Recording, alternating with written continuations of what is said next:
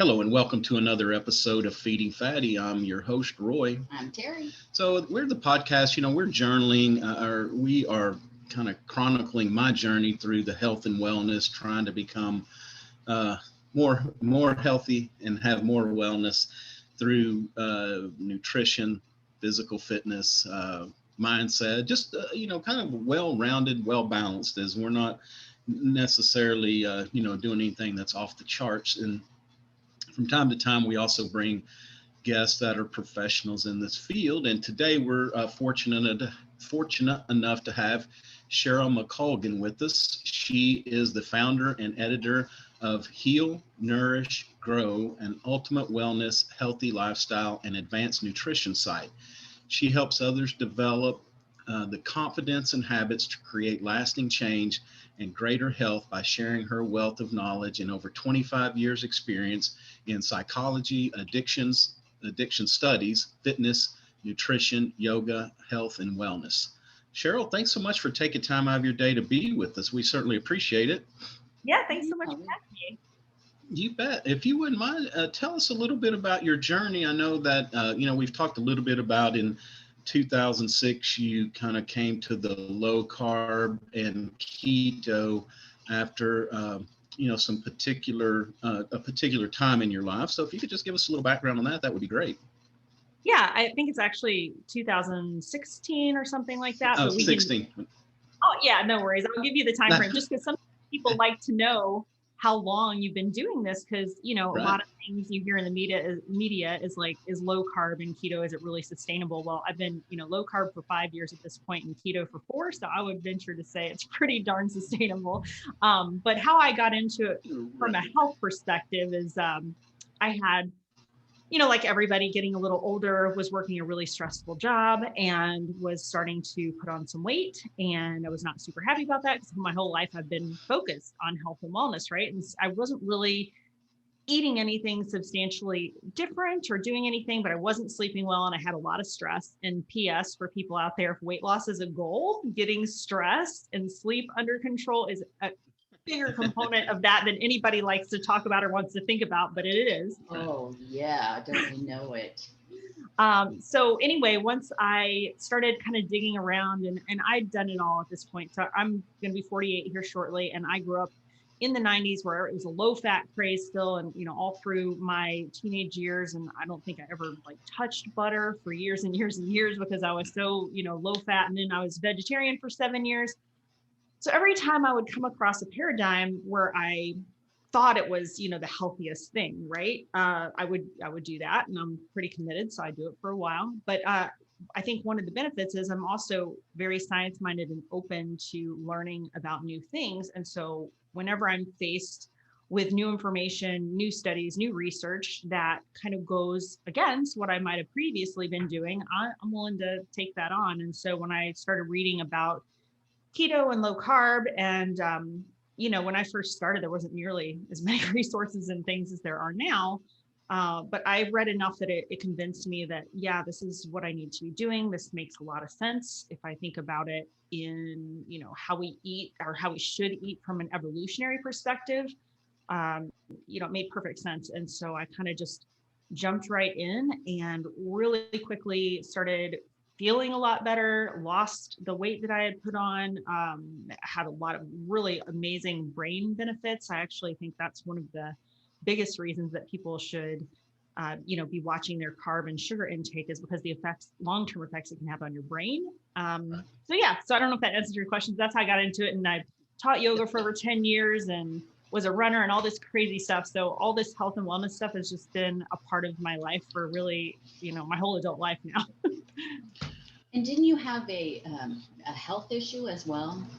I did. So I actually, to make it as short as possible, I had fibroid tumors. And by the way, if I knew what I knew now, I probably would have changed my diet then, because those kind of growths and things in your body can really be fueled by glucose and sugar.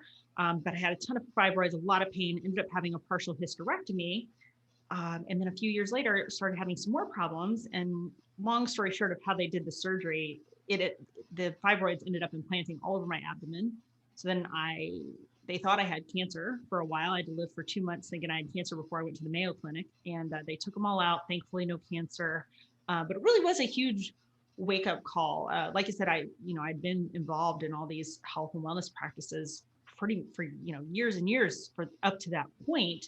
But then to still realize like, hey, I'm doing all these healthy things, but I still have this major problem. What else is there? And that's kind of when I started going off the deep end with the research and sort of the, biohacking type of things, these kind of more advanced methods to work on, getting your health back, in particular your metabolic health. And that, a good point that you bring up is so much has come to light here about the inflammation and how it's, I may be over exaggerating this, but it seems that inflammation tends to be a catalyst for so many things for it to go wrong with us. And I think that if I'm not mistaken, the carbs and the sugar, they actually can fuel that inflammation even more. Absolutely. Couldn't agree more. I mean, the more and more I read and research and listen to other doctors that work in these fields and talk about it, the inflammation is the root inflammation in and of itself is not a negative because it's your body's response to a pain process or an insult, right? And it's actually needed for healing. But the problem is we're more a state of inflammation all the time. And right. Carbs and sugar certainly do that a lot, as do polyunsaturated fats. They're finding a lot of these vegetable things like soy and corn oils are very, very inflammatory in people as well. So there's this whole, other side that you can go to beyond just, restricting carbs and sugar is, these other ingredients that are also kind of harmful to us, and also environmental factors, different chemicals. I mean, there's just so much, it can be overwhelming sometimes. Yeah. Right. Exactly. Yeah. And, the other thing about carbs is the addiction factor. We talked a little bit about this when we had a conversation the other day, and it's important that people realize that, my opinion again, carbs are basically like smoking, alcohol. Crack. Yeah, crack. Yeah, I mean, crack. it's an addiction, and we don't realize. I don't think we give ourselves enough of a break to say we've got to. It's going to take some time to move away from eating this heavy carb, and you're probably in a better position to explain that. Also, the carbs and the sugars, they release, I guess, the good endorphins. So you go back to your sleep, what you said, and we seek that for energy, but we also seek it when we need to have a little bit of a emotional lift, I guess. Yeah. Yeah, absolutely. Because when you eat sugar or sweets, and particularly the food industry has, at this point, designed food that is perfectly the amount of salt, sugar, fat in it that lights up your brain. And so it is addictive in a very, very real way. You eat some sugar, you get a dopamine release in your brain. Dopamines are happy neurotransmitter, right? So it's there's every reason to believe that it's truly addictive, not only in a physiological way, but also just a habit and emotional way. It's what we tend to reach for when we're celebrating, or when we're sad, or when everything is really around food, gatherings and everything. So, and the sad thing about it in comparison to other addictions is, for example, you don't need alcohol to live, right? In fact, most of us would be better off without it, even though I love it. Red wine's good. The beauty of those kind of addictions, like, cocaine or alcohol or whatever it is, you don't need those to live. You can go cold turkey. You can leave those behind, and your body functions even 1,000 times better without it. But that's not the case with food. You still have to eat something. Right. So you can't go cold turkey. You can't just stop eating. I mean, although we are going to talk about fasting today, and so that kind of leads to that. But that's the challenge with the food addiction, is that you do actually have to still eat. And that is one thing that really low carb or keto helps with, is that it puts your hormones. Ghrelin and leptin are your hunger hormones, right? So ghrelin, I always like to think of it as, the little gremlins that from the movie back in the 80s that Right. Yes. crazy after dark if you feed them. So that's your hunger one. That's how I remember that one. And then leptin is more the satiety hormone. So what happens as you do keto over time is that these hormones balance out a lot more. And so it becomes easier for people to avoid the carbs and sugar because they're not hormonally being signaled to constantly, eat that food again. So I think that in that regard, it's really a great way of eating for people that have a true food addiction. Yeah, and the other thing, what I've noticed is you can actually have a carb, or I guess maybe people react different, but I've actually felt like I've had carb hangovers before, where, you get up in the morning and, well, your head feels stopped up, you just feel cloudy. And, you can trace that back to some, around here going out and eating, Mexican food with chips and very carb heavy. And, I noticed the cleaner I eat, I wake up in the mornings much clearer headed and just not congested and all stopped up. Mm-hmm. And probably some food allergies in there as well. Not saying it's all that, but I guess I feel like I've kind of linked that back to, if I eat a heavy carbs the previous day, I can expect that next morning that it'll take me a couple hours to get out from under it.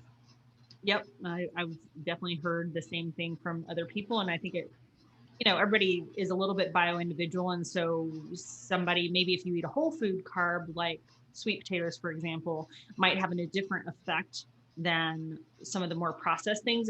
But that's just something that people kind of learn over time, what really works.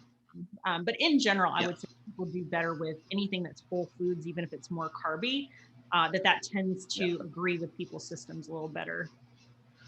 Yeah, and I was talking about the totally bad carbs and fried foods and stuff. Yeah, it's like a carb in a good sweet potato. It's not, probably not as much. Nobody ever. It would be hard to really gain weight or have a whole lot of trouble if you're really truly only eating whole foods. So I think for a lot of people that think that they can never totally give up carbs, it's like, well, we're not saying do this forever. We're saying, depending on what your goals are and where your health status is. I think you shared with me when we had our pre-call that you had diabetes. So obviously, you have some different things, different goals there than maybe some other people that are, say if you only need to lose weight and you're not diabetic, you might be able to enjoy carbs a little bit more often. So I think it's always like, what are your goals is what I always go back to when I work with people. Right. Yeah, and I just, I have to be careful with the carbs because they do, I can check your blood sugar enough. You see that especially the bad ones, and that's what I'm talking about is just eating really poor choices, junk. I can see that it just drives me up where, you can eat more of the better carbs. Or the other thing too, I think if you mix it with a fiber, I don't know, there's all kinds of combinations that you can do to make it a little better, but trying to get out and take a walk. That's another thing that I've done is, after a meal, just trying to get out a short 10-minute walk or something to kind of walk that down helps a lot as well. Mm-hmm. No, there's definitely this idea of, glucose disposal. And so walking or exercise after eating a higher carb meal is a great example of that because it drives your blood sugar down more quickly. There's also a supplement that I'd like to mention for people that might not be familiar with it called Berberine. There's been some studies on that, and that is actually almost as effective as metformin in controlling glucose after carby meals. So if you're a person where say you love Mexican food and you're going to have some chips that night and maybe some of the beans or whatever, then it might be a good idea to take some berberine with that meal so that it mitigates some of the impact of the carbs. Okay, cool. I'll write that down. Interesting. Yeah. All right. So, so you mentioned.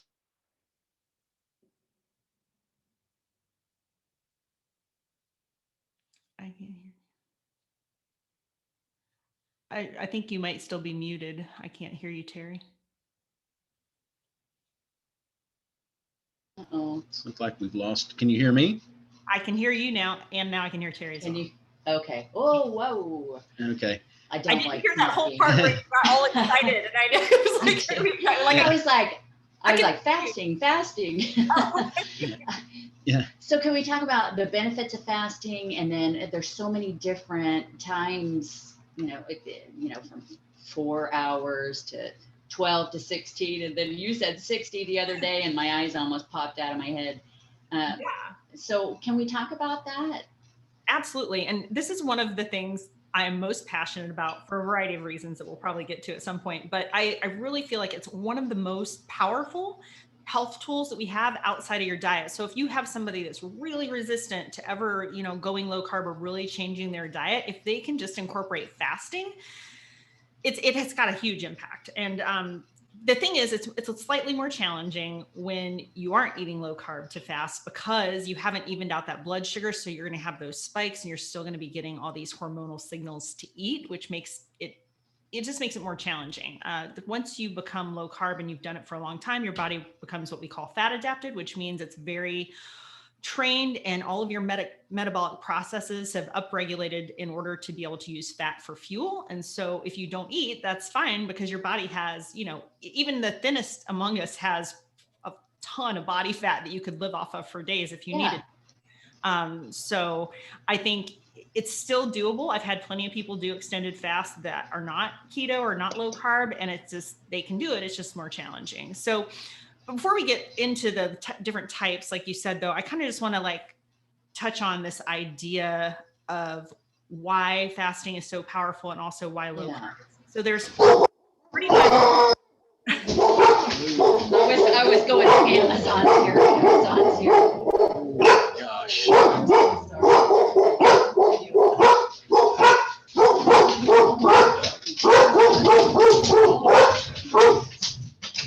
Come here. You must have somebody at the door. It was Amazon. Okay. Oh, one last fell swoop. Use us. Oh my gosh. Terribly behaved dogs. Okay. Well, at least that was a good cutoff point. Oh my gosh. Right. Oh my gosh. Now where were we? Okay. Fast. Yeah. You were going to, let's just back up and talk a little bit about, what it is. And then you were going to say, what are some of the benefits that we can gain from that? Yep. So before all that, just a little backstory. There's kind of two ideas of weight loss at this point, or two theories, right? And calories in, calories out. We all know that one. That's what's been hammered into us for years. Eat less, move more. It's all about the calories, right? And there are plenty of people that will just hammer that until the day they die. But the truth lies somewhere in between. It's not just calories in and energy expenditure. There's this other side that's hormonal that we kind of touched on a little bit. But what happens with keto and fasting is that you regulate some of these hormones out, and that contributes to weight loss as well. And then there's kind of this other one that's been coming around the keto space lately, and that's this idea of polyunsaturated fats, which I mentioned before, the bad vegetable oils that create inflammation.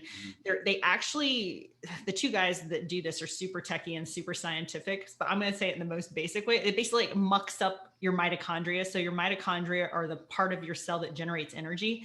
And when you have too much polyunsaturated fat, it just kind of messes that whole system up and it doesn't allow you to burn fat as easily.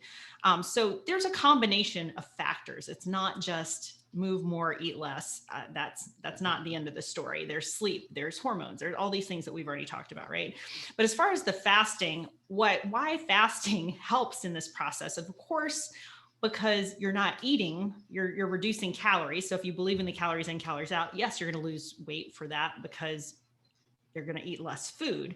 But there's also all of these other amazing benefits. And there's, by the way, the whole article on this on my site with all the citations about the benefits of fasting, because it's how much I love it. But I really started doing it. So like I said, I've been in yoga and all this craziness. I mean, I've done all kinds of fasts. You guys are the age group. You might remember the Master Cleanse. Remember when that was real big? It's just like lemon. Okay. So, I mean, I've done that. I've done these Ayurvedic khichdi cleanses. I've done juice fasts. I mean, I've tried it all. And I always have done fasting in some shape or form, mostly from being around the yoga community. But then in 2016, I think this might have been where you got that. One of the dates we were talking about is that I learned about the Nobel Prize for autophagy. And basically autophagy is your body's cellular cleanup process. And it happens most strongly when you're not eating food, right? So because I had those tumors and because there is a lot of cancer in my family, I was like, hey, well, I've done fasting before. I can do that. And it does all these amazing things in my body. I should probably do that on a more regular basis because of those health benefits. So autophagy is one of them. And that typically kicks in anywhere after 24 hours. It's happening to some degree all the time. So even when you wake up in the morning after an overnight fast, your body's done some of that, but it just ramps up and gets stronger and stronger with more exercise and less food. That's how you get more autophagy. So that's one of the main benefits. And one of the reasons I'm such a fan of it is because of that. Trying to prevent cancer kind of situation is what I'm going for. And then there's also the fact that it increases your human growth hormone. So as we age, human growth hormone declines. And that is one of the things that really helps you maintain and build muscle. And the more muscle we have as we get older, muscle is the most metabolically active thing. So I think we just lost Terry, but it's most metabolically active. So it helps you burn more calories if you have more muscle. So human growth hormone for that reason is a very good thing. Okay. That's about 48 hours and longer. And then after 72 hours, we have this immune regulation, regeneration thing that happens. Again, that's on my site and I've got the study cited. And then anything after that, it's debatable whether anything beyond 72 hours is necessary. But again, it depends on your goals. It depends on what you're trying to accomplish. But there are still benefits there. And if you're not in ketosis already, just by fasting for 18 to 24 hours, you'll go into a state usually of a low level ketosis. So that's just some of there's a whole bunch more on the thing, but that's all the benefits. Well, so is this like building up to run a marathon? Is that, I mean, do you want to fast for, 10 or 12 hours, a few days or a few times, and then work your way up into the 60 hours? Or is it something that you can just say, hey, I'm doing 24 hours and just jump in and do it? Well, the marathon one is a great analogy because I think if you want to make it the easiest on yourself, it's kind of like using a muscle or working out or flex. The more you do it, the easier it gets. So some of the initial times you do it, it might be a little bit more challenging, especially if you're not used to doing it. So I would definitely recommend, yes, build up to it. I'd like to see everybody do a minimum of 14 hours a day, which is mostly accomplished while you're sleeping. So let's say you eat dinner by 6, you stop eating, you go to bed, you might not eat for an hour or two in the morning, and then you're good. You've accomplished 14 hours and you're going to get some amazing benefits just from that. Because, we've all been around. I mean, I think the bodybuilders kind of brought this in to say, and it's not to say it's wrong, but again, it depends on your goals. But, this eating every 2 hours and constant snacking and all of this, all it does is raise your insulin every time you consume something.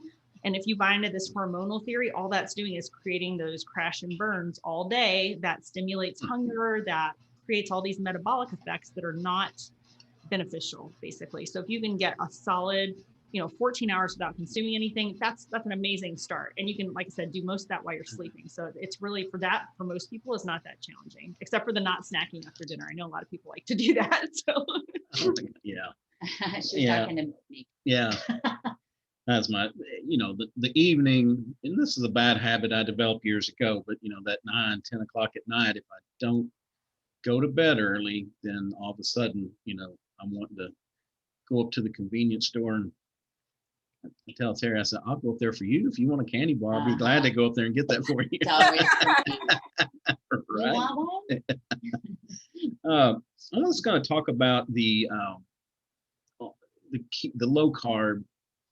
I guess I'm going to pose this as a question, not a statement. So, there is research around the fact that our brains work off of the carbs. The carbs fuel our brains, but listening to some other keto podcasts, and these were some medical experts. These weren't just the kind of the guy off the street telling me what he thought, but they were medical experts saying that really our brains were designed to run off of fat. And so with the keto, we're kind of switching that back over from our brain running on carbs to it running on fat. Myth? Can you elaborate on that a little bit? Is that I true? can substantiate these claims. Okay. So your brain does actually need, I think it's 120 grams of glucose every day to survive. But here's what nobody ever says.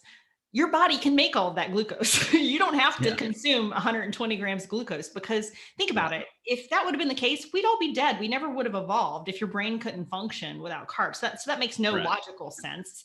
So that we can just throw that out the door. There's also evidence that, and actually I love this study. This excites me so much. And I need to learn this lady's name, but I can send you the link later. She's a Harvard researcher, super smart, smarty pants lady. And one of her research things is about glucose utilization in the brain. So one of the things that they think is happening in people that have Alzheimer's and dementia is that they can't process glucose in their brain very well anymore. They're starting to call Alzheimer's type 3 diabetes. Actually, this is how attached to glucose it is. So, but what she discovered through her research is even in brains, and this happens, by the way, and this is why I'm so interested in this, my psychology degree, I went to grad school, I was in clinical neuropsychology. So I've always been into the brain stuff, but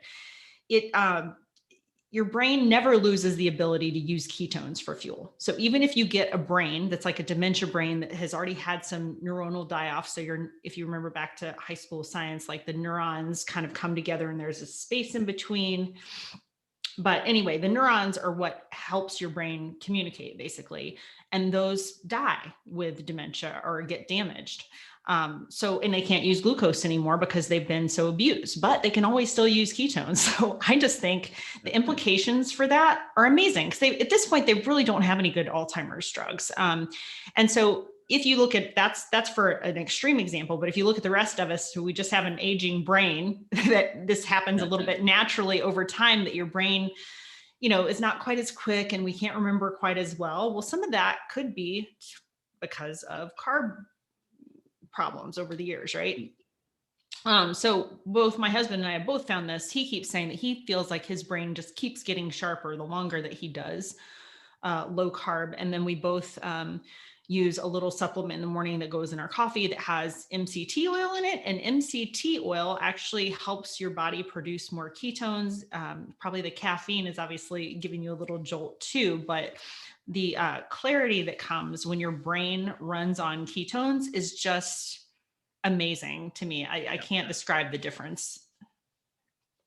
Yeah, no, that's true. And that's kind of about the, what a part of that carb hangover I was talking about earlier is when I watch mine and do very well, I just seem so much clearer, thinking, more creative, not bogged down, not that it's hard to remember, Terry's name or not crazy stuff like that. But, when you're working through complex problems at work, sometimes you can be a little slower, just not feel like you're on your game. And I feel like carbs, for me personally, I think they add to that cloudiness. Mm-hmm. Yeah. For sure. And you mentioned something else. We talked a little bit about that the type 3 diabetes, is the Alzheimer's. I guess I don't want to put you on the spot, but if you do know this, is that, so as if we are diabetic, uncontrolled, for many years, does the study say that that's kind of what is leading into the Alzheimer's? That's my understanding of it. And just to reiterate for people here, I'm not a medical professional. I'm a psychology person, but I do read a lot of research. Right. It's my passion. And this is, I write about this stuff all the time. That is my basic understanding of it, is that this, uncontrolled blood sugar, not even maybe in a diabetic, I just read a new study that just came out that said even pre-diabetes, I think this was in relation to heart disease actually, but they found a link even between just pre-diabetes and these problems. So, but yes, that is it. It's like this glucose inability to process glucose because we've kind of damaged ourselves metabolically. And if you, again, just going back to pure logic, if you think about evolution, so we can't keep up. Like we're not evolved to eat what we're putting in our bodies the last 150 years. We're evolved to eat, meat and whatever we can forage, basically, is what we're designed to eat. Right. Meanwhile, we've added all this stuff to our diets that just doesn't make any sense. It's highly processed. It's things that your body can't recognize. The two guys I was talking about before that talk about the polyunsaturated fats are like, well, part of the issue is your body is made all of saturated fat. It doesn't recognize this thing that we're putting in there. And that's what's mucking up the system. That's what I keep, that's again, my basic description of it, but mucking it up. It's just mucking it up. Yeah. That's a Midwestern term. Yeah, totally. Or my dad's hog barn when I was a kid, probably the mucking. But anyway, yeah. So I just think if you think of it from a very logical perspective, what we're putting in our bodies, we're not designed to. It makes sense that it would cause some problems for us down the road, whether that's, I mean, just about anything you can name, as you mentioned before, heart disease, diabetes, obesity, all of these things are just so related to what we're putting in our body that's not natural. Yeah.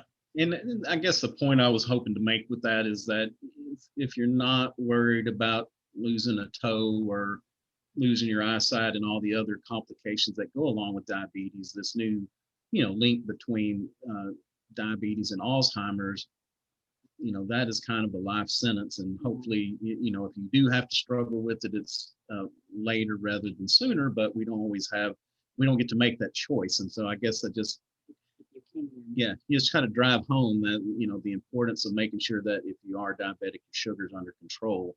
That makes it even more important to me. And that's what, it's been kind of a wake up call since we talked earlier in the week about, because that's something that I had known and had lost, didn't think about, but definitely makes me, want to do better, because that never too late to start. No, at least just start, especially if you are hearing what Cheryl's talking about.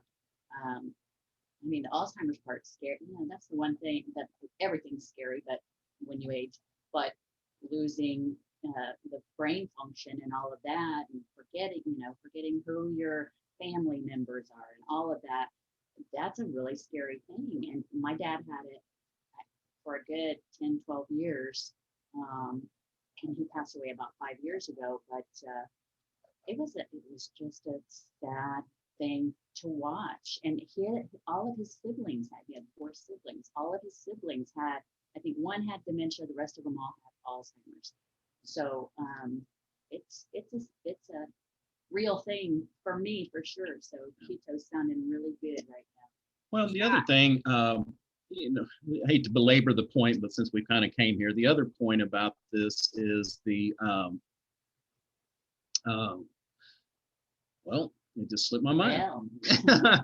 Oh my gosh, I had something really going there. But well, Cheryl was going to say something.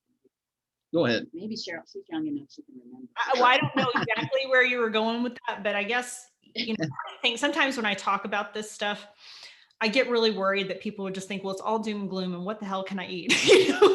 Yeah, right. I think I think the beauty thing in all of this that we're talking about is that the solution, I'm not going to say it's easy, but the solution is simple. The solution is carb restriction and fasting. And most people can do at least part of that to some degree. It's not that difficult. I'm not going to say you have to be perfect all the time, but it's just like moving in that direction. And over time, like I'm sure you've experienced with after learning that you had diabetes, like, oh, well, what do I do now? And then it's starting to make these changes. And it just, it takes time. So give yourself some grace. But I think the exciting thing part of it is that it's changeable. Like they didn't used to think this. They thought diabetes was like, there's nothing they can do. It just keep giving you more insulin and insulin until you get an amputation and die. I mean, it's like before that was scary. To me now, to say to somebody, if we can just keep getting the word out there more, like it's actually controllable. And I would say some people don't agree with this in the medical community, but I think it's curable with the style of eating that you do. And reversible. Yes, absolutely. At least reversible. I just think that's so exciting. And I think it should be a real positive thing to know that you can avoid some of these really bad negative effects from having, diabetes or getting brain function problems or anything. I mean, yeah, well, we've interviewed a lot of people. I'll say a lot. We probably had 4 or 5 people that have come on the show that, had out of control diabetes, and now it's their glucose. We had a guy that I think he went into a coma. I think his was over 500, and that's like I said, can you repeat that? 500. Wow. And he actually passed out at a restaurant. And yeah, it's an awesome episode. If anybody wants to go back and listen to it, you can. But anyway. He had never been diagnosed with diabetes before he had that pass out. Yeah, but he cleaned his eating up, and he's off all his medication and doesn't take it. So, I guess as you said, we're not medical professionals, but I think there's enough evidence out there that some people can they can change their lifestyle, and it can make a huge difference with their glucose. Absolutely. And it's not just, I mean, there's a ton of anecdotal evidence at this point, but there have been new studies that have come out fairly recently showing how low carb can control and reverse diabetes very quickly. This happens in weeks for people once they really get it down and get with the program and be like, yes, I'm doing this whole low carb thing. I mean, their sugars come down within weeks. It's amazing. Yeah. I did write down, I remembered what I was going to say earlier, is that we were talking about Alzheimer's and excuse me, I used to write some original content for an aging website that we have. And I had found a theory that the spike that we see now in Alzheimer's can be traced back to the low fat craze of the 70s coming into the 80s. And so it's interesting because, we worry about carbs fueling the brain, but some of the studies that I had said is that, when we cut that the fat in the brain is what helps keep everything connected. I guess the neurons that you were talking about earlier and their connections, the fat kind of keeps them gelled together. Can you elaborate, or would you care to elaborate on that? Yeah, I think that idea is an interesting one. And I don't have, so there's this old movie called Lorenzo's Oil. I don't know if you've ever heard of it. I think I've seen it. But so the idea is so that nerves, including the nerves in your brain and stuff, they all have this sheath called a myelin sheath over them. And this kid in the movie had a disease where his myelin sheath was degenerate. And basically once the sheath goes, then your nerves can no longer communicate and you're done. Like that's the end of the story. So what they were doing was they kept giving him oil, and I don't know what kind of oil they used in the movie. I'm going to assume some kind of saturated fat, if what we've been talking about is all, related and true. But that it was able to, they kept giving him such a quantity of oil to like kind of combat this problem with the sheath, and so that his nerves could still communicate. So I think that there is definitely something there. I think, a higher fat diet allows your body to naturally produce more ketones, particularly MCT. MCT is like really easily transferable from that form of fat into ketones.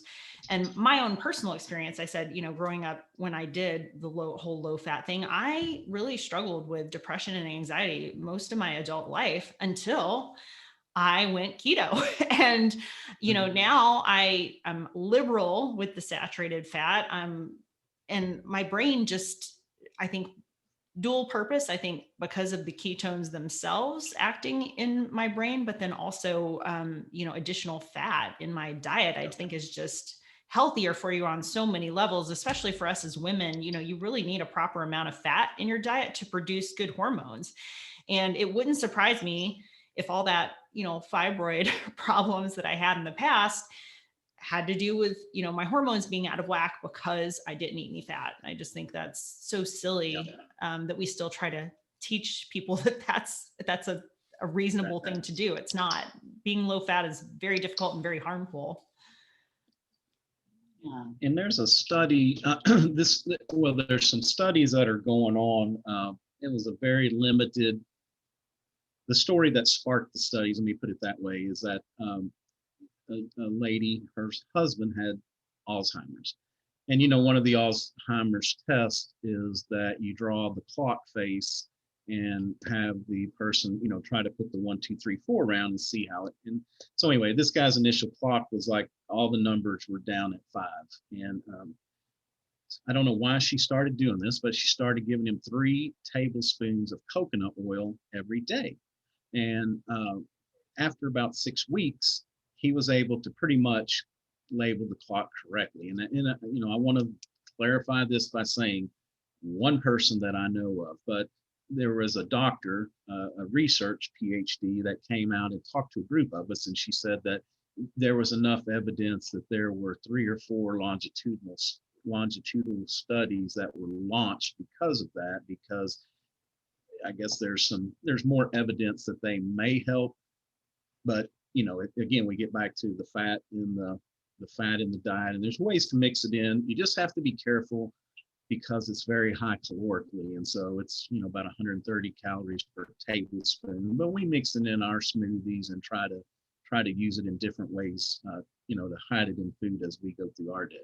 Yeah, I think you make an excellent point there. And just for your listeners, if they are more interested, I believe you're talking about Dr. Mary Newport, because Okay. she has that exact story. It was her husband that had Alzheimer's. She is actually, I believe, a pediatrician or some kind of doctor that had to do with children. She wasn't originally involved in brain function, but when her husband got it, she started looking into clinical trials and like, how are we going to help him? And what she came across was some trial that was going on that was to work on Alzheimer's with a food supplement. Well, she called them and explained, and she found out that food supplement was indeed MCT oil, coconut oil. And so that's how she started giving it to him. And now she kind of has been all around the research and speaking circuit, kind of sharing her story. She has a couple books out. But her research is so interesting. And I think the point that you made about MCT being very caloric is a good one because, obviously a lot of people, they come to this, one of their goals is weight loss. But I would say the thing about including more fat in your diet is that it's more satiating. So, and it tends to, again, like even out those hunger signals. So even if you have a meal that you add the MCT or a little higher calorie with that fat, I would say you'll probably end up eating less overall just because you're more satisfied and you're feeling, the nice brain effects from that MCT boosting your ketones. Right. Yeah. And now's a good time to kind of mention, and again, I'm going to pose this as a question to you, but, we still have to watch our protein intake, and we still have to watch that fat intake just because of the caloric value. But something I heard interestingly enough on this was a keto-based podcast, is that if we eat enough protein, our body is able to translate that into carbs, and so it's I guess because there's at some limit we can just overdo it. It's like anything. At some limit, we can overdo anything, no matter how healthy. So I guess the point is that even though we're doing the low carb, we still have to pay attention to our levels of protein and the caloric intake that we have from the fat that we're eating. Yeah. And I think some people would argue that with you. And I think, again, it's kind of just learning your personal tolerance. But for the protein, so what you're mentioning, your body can make glucose out of protein if it needs through this process called gluconeogenesis. And so there has been some talk in the keto space, like if you overeat protein, does it, spike your glucose or kick you out of ketosis or these kind of things? Well, there's 2 schools of thought. One says it's demand driven, so that your body will only take protein and make it into glucose if it really, really needs it. So for most people, they think that it's probably not that much of a concern. There's also this other concern that, again, I'm very focused on aging because I'm getting towards 50. But there's this other idea of there's 2 ways to build muscle. We all know about weightlifting, resistance training, but you can also just by prioritizing protein in your diet can help you maintain and even build muscle mass. There's this one keto podcaster that I listened to, and she kind of did an experiment on herself with carnivore, and without really working out, over a couple of years of just prioritizing protein, she put on something like 8 pounds of lean mass just through prioritizing protein. So I think for a lot of people, it's kind of a non-concern. It's very difficult to overeat protein. I'm really focused on eating more for those reasons I just described. And I find it challenging to get 100 grams of protein a day. I mean, I just do. And I'm not eating much else other than protein to start with. So, I think for most people, it's probably not a super big concern. I think, again, if you are diabetic and you're checking your sugars and you notice, hey, if I eat a big steak and my glucose does do something a little funky, I think for most people that might just be the quantity of food sometimes too, causing that larger spike, not just that it was protein. So I don't know. I think there's a lot of different schools of thought on it right now. There's this guy, Okay. I can't remember if Ted Naiman's the one that do this. It's called the PE diet. So his is promoting a much higher protein paradigm. And then, there's people that'll say, well, keto is just a moderate protein. You don't need as much protein because keto in and of itself is very protein sparing. So again, I think it comes back to your goals. Like me, I'm focused on keeping the muscle I've got and trying to build more as I get older. So tend to be a little more on the protein heavier side, but if it negatively affects your blood sugar and you're diabetic, maybe you want to moderate. Again, I think it's just go back to what are your goals is what I always have to ask. And I think you bring up a good point about what we eat at a setting, because, one thing about myself I notice is, I try to be around 40 to 60 carbs a day generally.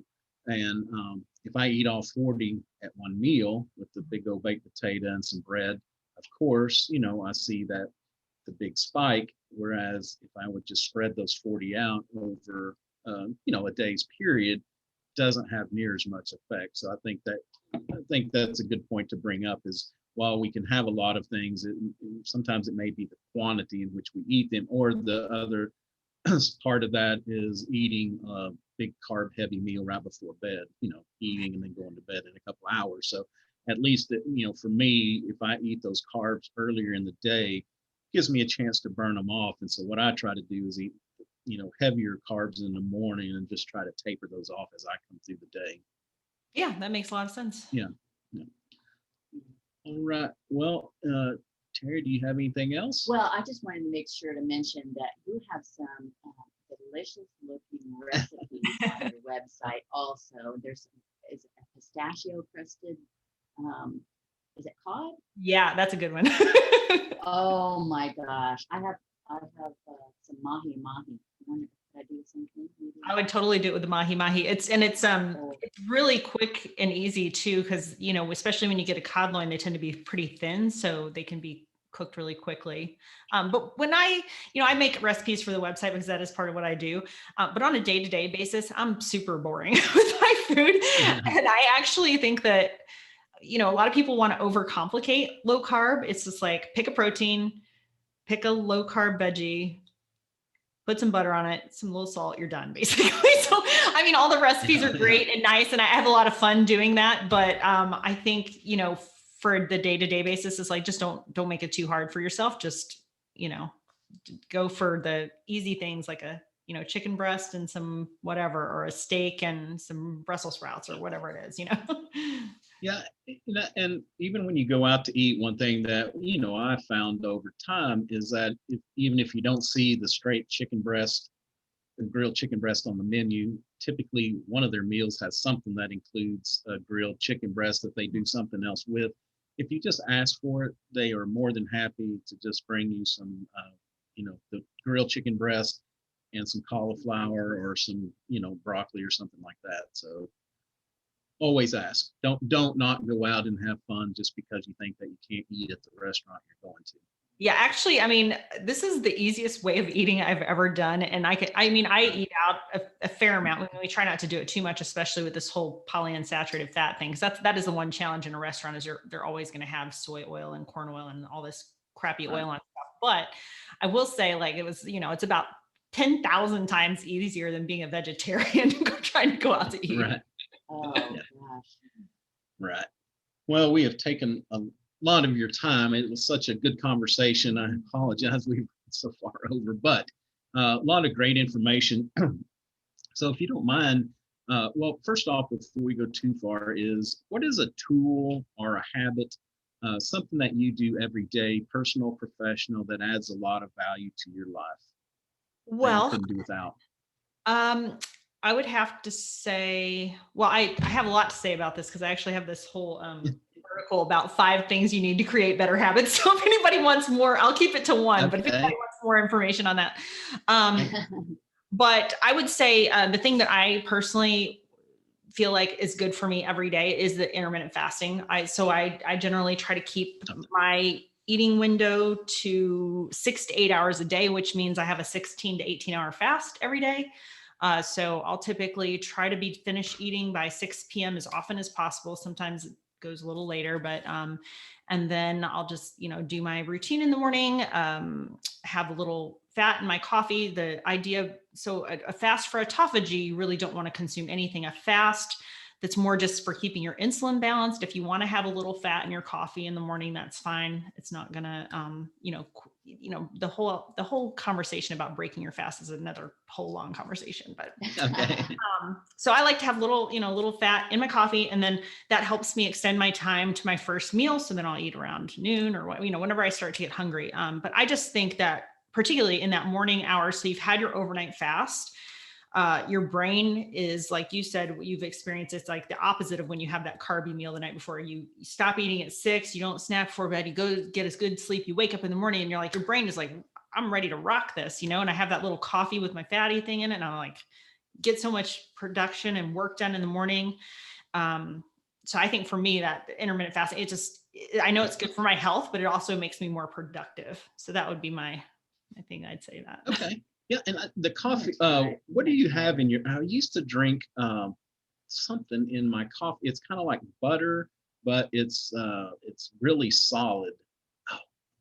As an MCT product, the product I use is called Keto Cream, but and it's got collagen and MCT. But there's a bunch of different ones out there, and certainly the one thing I would say, to your point earlier about if your goal is weight loss, I wouldn't go putting like 2 sticks of, some of these fatty coffee things I've seen have like 400 calories. What I do, I'm talking about, it's like 100 calories. So, right.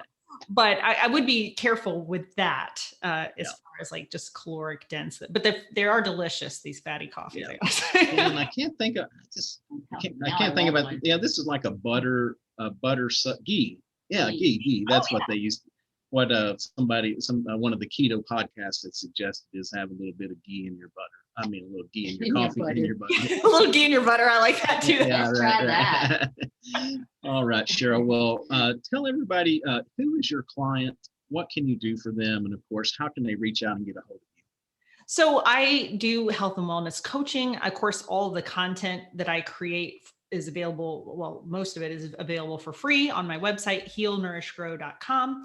I'm Heal Nourish Grow all over social media. So if you just look for me on any of those things, there's so many ways to get in touch with people now, right? Through direct messages or email or whatever.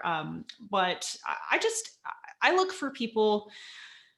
A lot of people come to me for keto related, obviously, but I have this whole other side of the health and wellness. Like I like to approach it in a very holistic way. Like, for example, I mentioned the sleep and the stress. Like if somebody's going to come to work with me on weight loss, I'm going to be asking a lot more questions, not just about what you ate that day, right? I'm going to be asking about, how's your job going? How's your relationship? Are you sleeping well? There's so many things that can create a picture of health, and it's different for everybody. So if you go to my site, I have this page that's called What is Ultimate Wellness?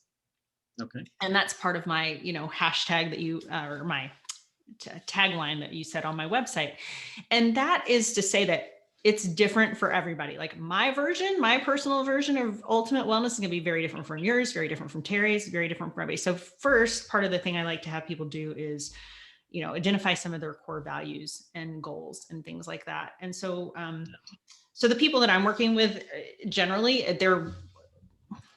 I try to tell them this before, because some people are like, just tell me what to eat. And that's probably not my perfect client, because I just don't think that that's going to generate the most amount of success or happiness for a person if they're not ready to delve into some of this other stuff, which I get it. Everybody's in a different place. But for me, that's the people I get most excited about working about, is like, they're like, yeah, I'm ready to tackle this whole thing. And I realize it's not just what I eat. Like I've got to look at some of this other stuff too. So I think that's so important. Yeah. It's for us, we look at it well-rounded. Like it's not only what we eat, but it's that sleep component. It's the water intake. It's reducing the stress. It's, just putting yourself in a better position all the way around. Mindset, all of that. Yep. Couldn't agree more. All right. Well, thank you so much. That's going to do it, I guess, for another episode of Feeding Fatty. You can find us, of course, at www.feedingfatty.com, and we're on the social media as well, Twitter, Facebook, Instagram, LinkedIn, and then also this interview will go, the video portion will go up on YouTube when the episode is released. So we also are on iTunes, Google, Stitcher, Spotify. If we're not on your favorite podcast platform, let me know. We'll be sure and add you. So Cheryl, thank you so much for giving us all this extra time. We certainly do appreciate it. Thank you, Cheryl. You've been very helpful. Yeah. Oh my gosh, so many things that we haven't talked about yet. Yep. Y'all reach out and see how Cheryl can help y'all. All right. Until next time, take care of yourself and take care of your health. Thank you.